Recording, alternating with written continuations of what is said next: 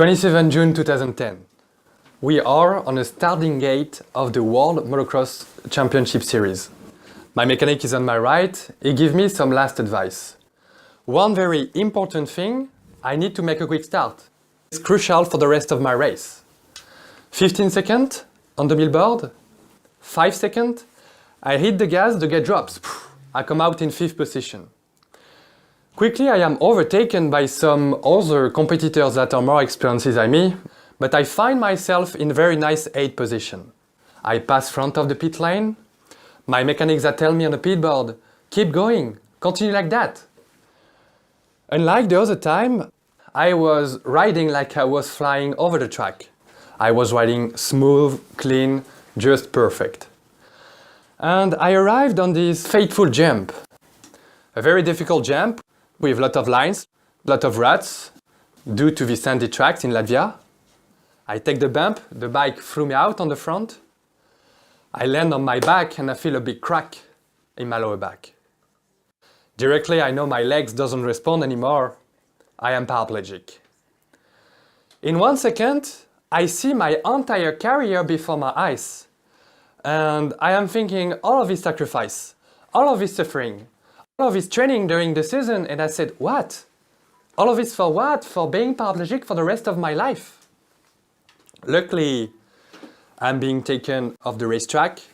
They bring me directly to the hospital in Latvia. My parents arrived. My father, first question. He asked me, Axel, how are you feeling? Do you feel something?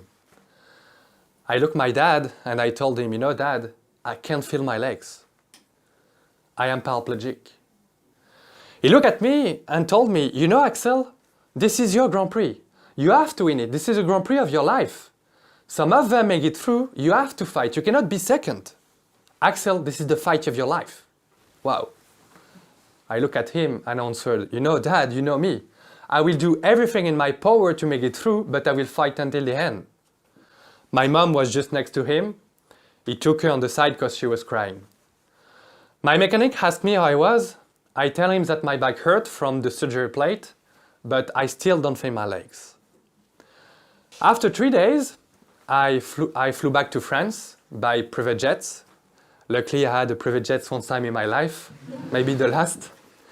And I am transferred directly in a hospital in Lille. And the next morning, the surgeon comes in my room with other doctor to see me. He explained me the situation, the detail of my injury. And my first question was simple. I asked him, Doctor, will I be able to walk again in my life? His answer is simple as well. He said, Mr. Allétru, your spine cord is badly body damaged. We can't know for sure, but one thing is crucial is we have to do surgery again to stabilize all the spine cord and decompress your edema. An operation scheduled in 3 days.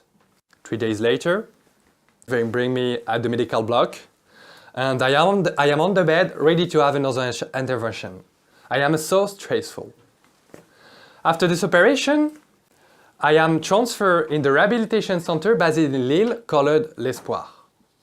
A center that I know well because I already went there 4 years ago for ligament to my knee. When I arrived, I have a completely new room, wheelchair accessible.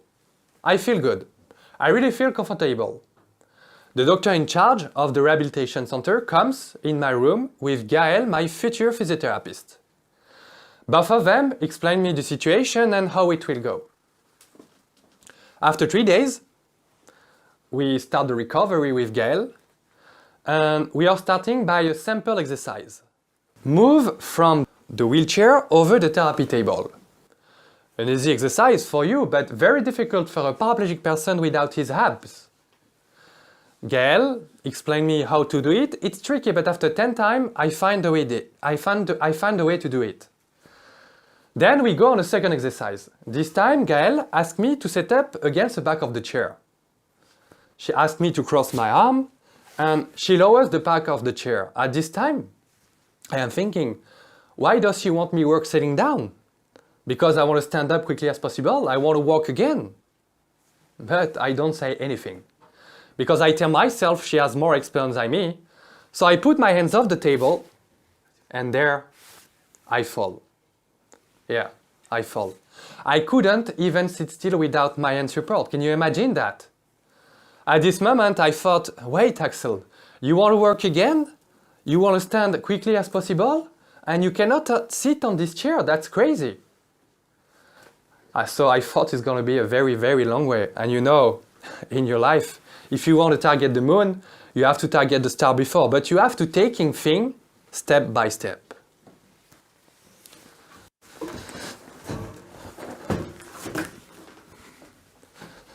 My reconstruction. I went through different stages. Hoping, despair, still hoping, accepting the change in my new life. But one thing is sure is I woke up every morning for one thing. To walk again. My focus was just only that, to walk again. I was trying to instill deep down my subconsciousness this image to see me standing up. This image was for me, in my mind, like real. Real like I can touch it. Real like I can feel it. I knew if I thought about it 24 hours each day, and if I remained faithful to this mental image, one day it was going to come true. Of course, I don't think like, hey, today I'm going to walk again. No. I used moment of relaxation, moment of somnolence to work mentally. 80% of my recovery has been mentally. As the week went by, I see progress. I see that I am able to work more and more, and after a few sessions, Gail tells me, okay Axel, from now we are going to get you up, but this time not in the water, but in the real ground. I tell to Gail, okay, but do you know that I lost 80% of my muscles? But you want to get me up between the bars on the real ground? You crazy? She said, yes, of course, but for that, we have to build special braces that would hold my feet in 90 degrees in order to be able to balance. So I called the father of one of my friends, who is an orthopodist, and we are trying to think about special braces. He take the molds, the measurement, and after 3 weeks, he bring me the braces. I try them. I'm being careful to not have any contusion. I go with my wheelchair front of the parallel bar, with Gail, front of me in case if I fall down. 1, 2, 3, I'm going for it, and paf, I can stand up. I can stand up with a lot of strength in my arm. I can do it, I can hold it. And after a few sessions, I start to be able to work my balance between the bars and do small step, and then 2, and then 3, and make one-way trip. But after 2 years, I'm not making progress anymore. The doctor starting to talk about my release. I can continue the rehabilitation, but this time outside of the center. We set up a date for my release. And at this time, I asked myself about the future. What next? Maybe go back to school? I'm just 20 years old. Or continue the sport. Sport is all my life. I have always been a sportsman. So I decided to join a disabled swim club to prepare my release, because sometimes the shock can be quite brutal to be back in the real world. I mean, in the center, we are always pampered by the nurse. Everyone has a handicap, and as soon as you have a problem, someone comes to help you. So I joined this club where I go swim every Saturday. We are now 3 days before my release. And at that time, I tell myself, okay, Axel, this time I want to stand up, but with the crutches. I have nothing to lose. I asked Gael if I could. She talked about it to the doctor. He accepted. I go between the bars with Gael, always safe behind me if I fall down. 1, 2, 3. I take the speed, and here we go. Puff. I can stand up. I can stand up, and I feel that I could be autonomous with that. So right away, we asked the doctor to push back my release date. He decided to push back the release date of 3 months.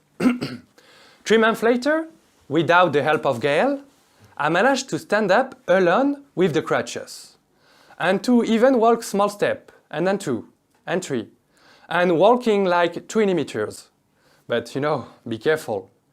When I say walking, it's like walking like a robot. But I can do it, you know. And 2 years ago, when I arrived lying on the bed at the center, I said to myself, okay, Axel, if you get out from this down wheelchair, it will be the most beautiful victory in your life. As soon as I left the recovery, I left myself a first challenge. Reach my parents' car on the parking by walking, about 50 meters. And they were like, okay, Axel, we know you can walk, go in your wheelchair. Don't take any risk right now that you finally get out of the center. But when I am on this path to get to the car, many things come to my mind. I realize that I have a handicap for my entire life. I will have to adapt myself in any kind of situation. And now, that's the big question.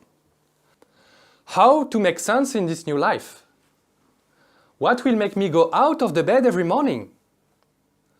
What will be my life goal? Everyone has a life goal, big or small, but if you don't have any life goal, why get out of the bed? It doesn't make sense. So first step, find out if I can drive a car despite my disability. And now, naturally, when you search something, what are you doing? You go on Google. So I Google, can I drive a car with a paraplegic handicap? I see there is some special hand control to drive a car. Good news, I will be able to go anywhere by myself. Then I tap handicap sports. And I discover an athlete who inspired me enormously, Oscar Pistorius. An athlete that you should know not by his performance, but for what he did. For those who don't know, he killed his wife. Yeah, very bad way. But when I saw this athlete make the final at the Olympics while he is double amputee, I tell myself, okay, Axel, despite my disability, I can be a champion again. Despite what happened to me, I can rebuild myself. And when I was a kid, I had also a dream. Make the Dakar with the motorbike, the Rally Dakar. I don't know if you know the Rally Dakar, but the Dakar is the hardest rally in the world. More than 10,000 kilometers in 15 days. More than 8-hour racing per day in extreme condition. As a normal person, if you finish this rally, it's already amazing. So I said to myself, okay, Axel, motorbike, it's over. But why not realize this dream? Not on two-wheel, but on four-wheel drive, with the car. In 2018, I decided to set up the project #YouCan2020. A project that made a lot of sense to me to prove behind the impossible, there is a possible. Demonstrate wherever you are, person in a wheelchair, whether you are teenager, you are CTO, CEO, manager, we can all have a weak moment in our life, but we can all find a way to bounce back. The 17th January 2020, after 15-day racing in extremely condition, we crossed the finish line of the Dakar. I especially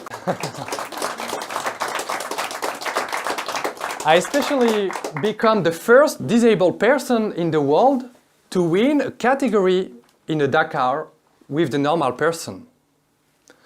But today, this victory is not my most beautiful victory in my life. Today, my most beautiful victory of my life is that after 10 years, even if the doctor tells me I will stay in a wheelchair for my entire life, even if I lost 80% of my muscles, today, I can walk again. With 2 crutches, 1, 2, 3 kilometers. And also with 1 crutches. Today, I am autonomous. I can drive a car, I can ride a bike, I can ride a motorbike. Don't tell that to my mom, I think she killed me. But anyway, I can do a lot of different activity, but I have to adapt myself in any kind of situation. Now, let's talk about resilience. What I am trying to share on a daily basis is that life can be tough, but generous at the same time. I always trusted life and had faith in myself. I learned resilience, and resilience taught me how to accept the situation.